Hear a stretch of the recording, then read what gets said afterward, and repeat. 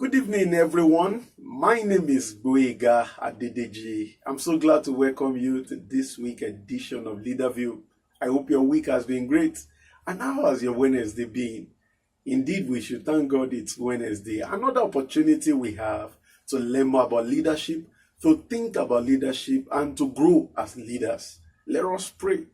Our Father in heaven, we thank you for this hour. We thank you for your grace that has been evident and sufficient in our lives. We thank you for what you have prepared for us at this moment to learn together in the leadership trip to Genesis. We ask that you take us further in this trip to effectiveness in leadership and you help us to become better leaders. In Jesus' mighty name we have prayed. My name is Gboyega Adedeji and I welcome you to the Leaderview. Today we are continuing the series, the leadership trip to Genesis, and we're looking at something in the book of Genesis chapter 27 that is very important for us as leaders. The question in my heart is, in such a situation as we find ourselves, how can one actually rise above the waters? So the question that actually reigns in the minds of many people is the basis for our discussion tonight. Because many people are wondering, how can they rise above the waters? How can they make ends meet? How can they win? How can they survive in such a cruel and evil generation as we find ourselves, in such a difficult and turbulent time as we find ourselves? How can one win? So the matter we are looking at tonight is how to win the game of influence. How to win the game of influence. I'm sure you know that leadership begins with influence.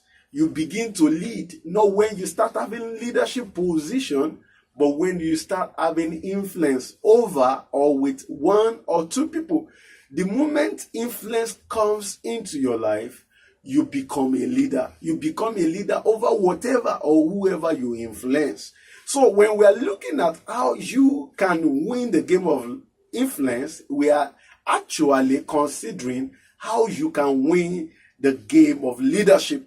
Does that show that we are in a competitive or we are in a competition in leadership? Not necessarily, but it reveals to us the competitiveness of our world. God didn't create us to compete, but we have found ourselves in an environment, in a society where competition seems to be the order of the day. In fact, the Bible shows us in the book of, Galatians, that the flesh and the spirit, they have different desires and they war against themselves. There is the desire of the flesh, there is the desire of the spirit. So a man who wants to please God, we necessarily have to tilt towards the spirit, away from the flesh. So there seems to be an evident competition within each one of us, within our members, within our spirit and our bodies. And so looking at leadership, looking at influence, tonight we want to consider what you must do and how you can win the game of influence. How can it be that when all is said and done, your name is mentioned as one who has influence? Your name is mentioned as one who has the capacity to rule, the capacity to lead. When all is said and done, would it be said of you that you're one of those few people that really shook your world? How can you win that game of influence? That's our consideration today. And let's quickly go to Genesis chapter 27. I'm sure many of us are familiar with the story. At the beginning of the chapter, the Bible introduces to us how Isaac felt he was getting old and he was going to go. And so, since he had two sons, Esau and Jacob, twins, Esau being the firstborn, he was biologically positioned to lead. However, because of the decisions that Esau made prior to this moment, he had exchanged his leadership destiny, his transgenerational leadership gene, to his brother, his younger brother, Jacob. Now, their father didn't know about the transaction.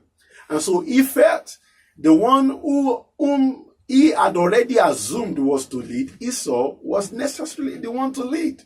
So he called Esau and told him, Esau, my son, you know I love you. You know I love what you do. Now I want you to go into the field, hunt for a game.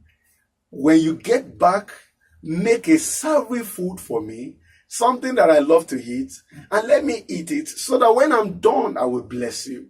Now, I want you to know that the goal of this exercise is that I want to eat the savory food that you're going to make from the hunted game, and then I'm going to bless you when I'm through eating it. So the blessing that I will produce or that I will release is going to come from the offshoot of my satisfaction with the food, from the savory meal that you have prepared for me. So when you do that, I eat, I bless you. That was the protocol, that was the order.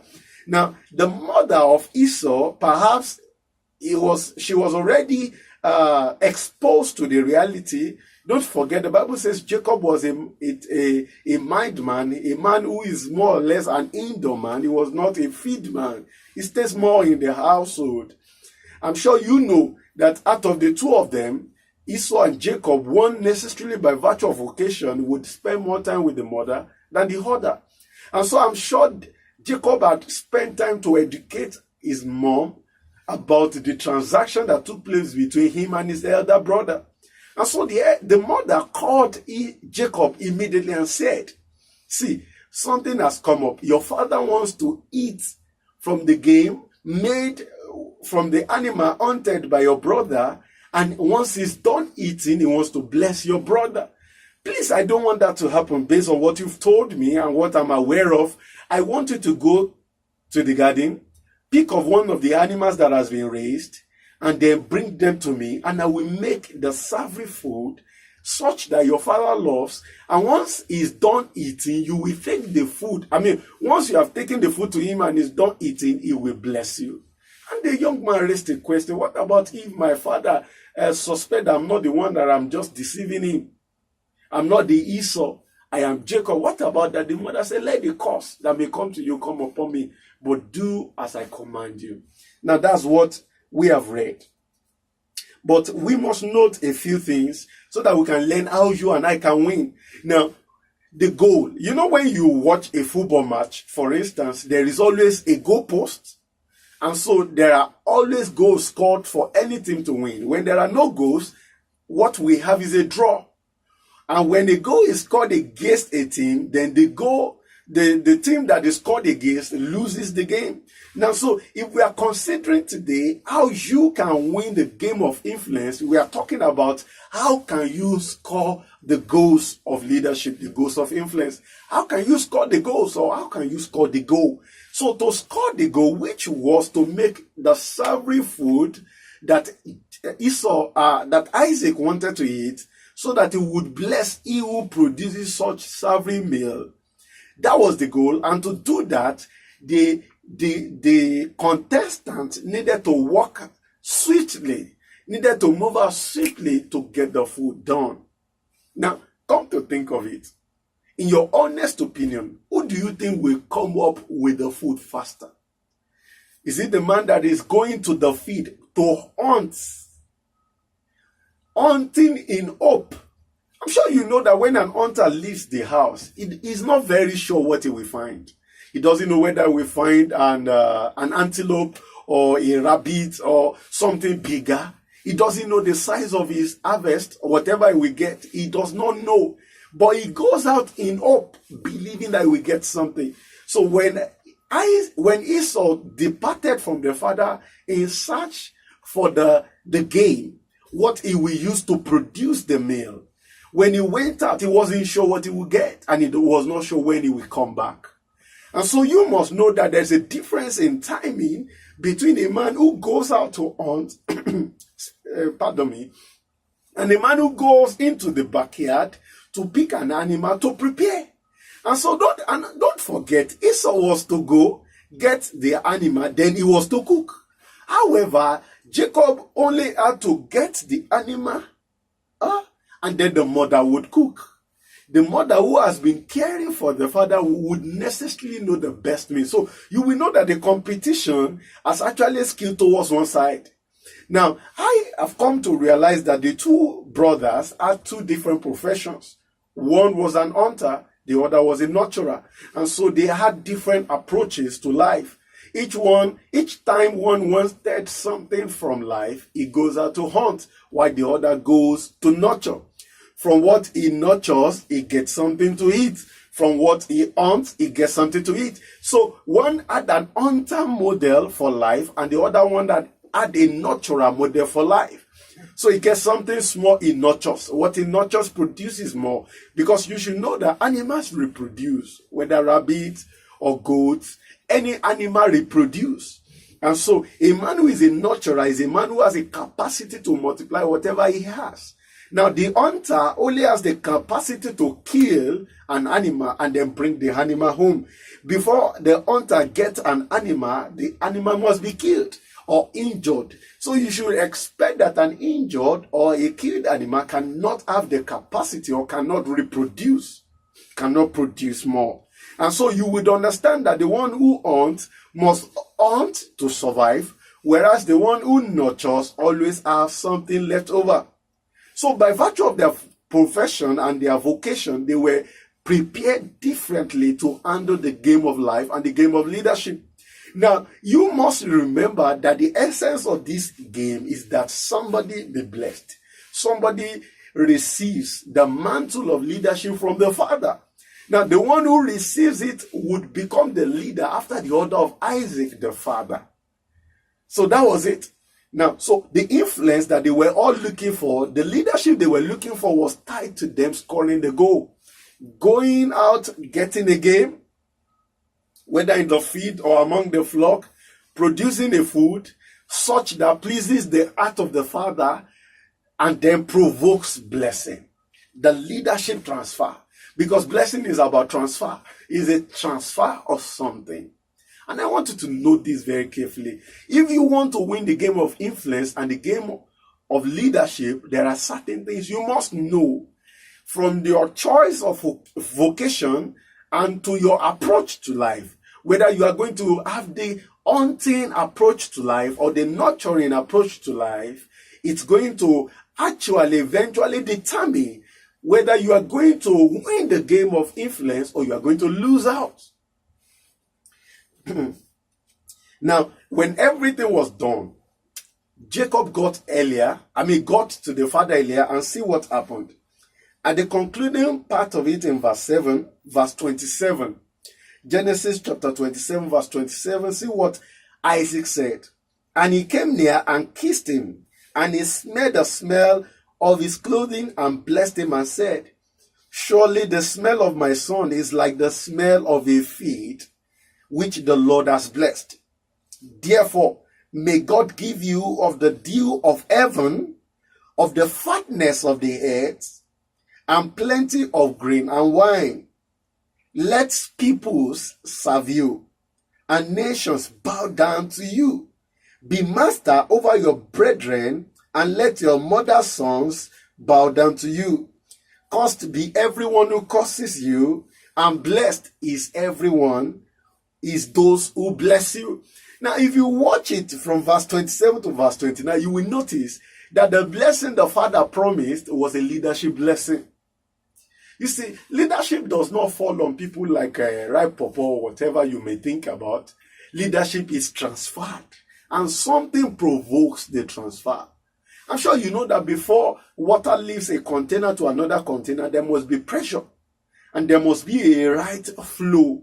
Water cannot flow up except there is a pressure pumping it up. Water flows down, and it must flow at an angle that is okay for it. And so when the father was going, who was a leader, he needed to transfer his leadership to one of his sons. Now, the son who would take after him must be the son that had the right capacity to handle the challenge of the leadership. And so from their choice of vocation, from their discipline, from their attitude, they were prepared differently. And this is my thought on this. You know, many of us want to make the decision of what we do, how we do things, but yet we still want to ensure that life produces pleasant results to us. We don't want to face consequences of our decisions, but we want to do whatever we like. Now, I've come to realize that that does not work. Now, whatever you choose to do and not to do, will ultimately position you or disposition you or remove your position from leadership. If you are going to end up leading or end up not leading, it's going to be a sum of the decisions you have been making since you were born, and it's going to be a sum of those decisions that you'll be making and the decisions you have not been making. So if you want to end up well on the winning side, on the path of leadership, then you must begin your journey with the right decisions, the right attitude, with the right discipline. When Esau was ready, it was too late. You know, one of the things that I've thought about, many people, when they hear the message of, it is your time, get married, it is your time to get married, it is your time to start business. Now, when they receive such a promising prophecy or promising word from God, the next thing they want to do now is to start. But ask me, or ask them, how prepared are you for the same thing you want to start? This new venture of yours, how prepared are you for it? You are planning to get married. Are you prepared, a woman? Are you prepared, a man, for marriage? You're planning to start a new ministry or start a new organization. Have you been prepared for it? Or do you want to go on with this word that you just received? Don't forget, Esau got a word, like we could call it a prophetic agenda of God. He got a prophecy that he was to be the leader. However, he needed to do one or two things. But doing those things, he missed out because it was too late. How prepared are you for the next step that you want to take? How prepared are you for the next agenda, for the next mission, the next mandate, that next thing that will catapult you to the realm of influence, the realm of relevance in your community, in your family, in your organization? How prepared are you for it? You see, opportunities are great, but when opportunities don't come, when opportunities don't meet us prepared, they are empty opportunities. You know, Bible says, time and chance happens to them all. You see, another version says, but being in the right place at the right time. It talks about preparedness. You must be prepared for opportunity. Opportunity can come anytime, but are you prepared for it? See, opportunity to become a billionaire can come to you anytime, but are you prepared to sustain the billions? Are you prepared to multiply them? Do you have the hunting approach to life, to business, to marriage? Or do you have a natural approach to life, to business, to marriage? Whatever you are doing, are you having the mindset of get it killed, get it, just kill, just kill that deal, just destroy the deal, destroy the transaction? Or do you nurture relationship? Do you nurture your opportunities? I pray that God, who has given us the opportunity to meditate together on these things, is going to speak to you. And it's going to help you. That's my desire. And I believe that is going to be your experience. Winning in the leadership game of life is not automatic. It takes discipline. And it takes also your discipline, your vocation. How prepared have you been over the last few weeks, over the last few months, over the last few years? Have you been prepared for your destiny?